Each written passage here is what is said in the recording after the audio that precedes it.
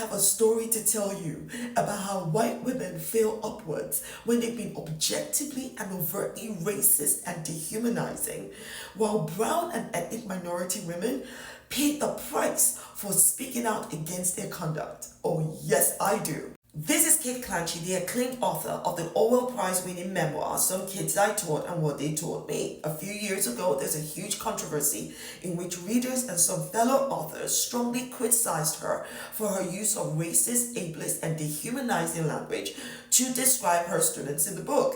Now, Kate could not handle the criticism and called it cancellation.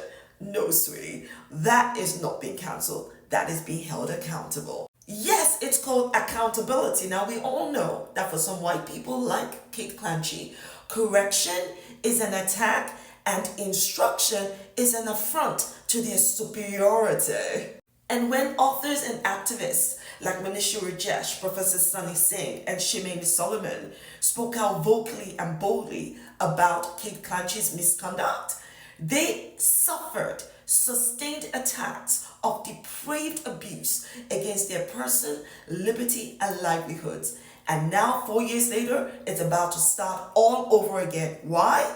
Because the white publishing world want to whitewash Cruella into Cinderella. The BBC is launching a program on their podcast titled The Anatomy of Cancellation, in which they portray Kate Clanchy as a victim of cancellation. Now, the only thing Kate Clanchy is victim of is her arrogance, her intellectual dishonesty, her inability to unpick a learning, and 4 years later, her failure to be a better freaking human being. And you can just tell she's learned nothing from the experience, because here she is posting uncancelled at last. 4 years on, are we any wiser? No, sweetie. The question is, are you any wiser? And I think not. Even her publisher has apologized to her. Pray tell why. They republished her book, removing all the problematic language. And now Kate Clanchy is acting all vindicated, even though she was the one in the wrong. There is a concerted effort by the publishing and media industries to rehabilitate the image of someone whose content of character has not been rehabilitated. Now remember that it was Kate Clanchy who first told the whole world that she was facing criticism and being accused of racism on Goodreads by the reviewers of her book. And what did she do? She denied the quotes were from her book, said the quotes were all made up, and when there was no other rock for her to hide under, said the quotes were being taken out of context.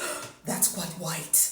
In the book, she referred to two autistic children as being unconsciously odd, jarring company, and writes that probably more than an hour in a week in their company would irritate her. Describes an Afghan child as so small square and Afghan with his big nose and premature mustache. Do Afghans have big noses and premature mustache? Or this Pakistani child as so rounded and mellow and Pakistani with his long lashed eyelashes and what?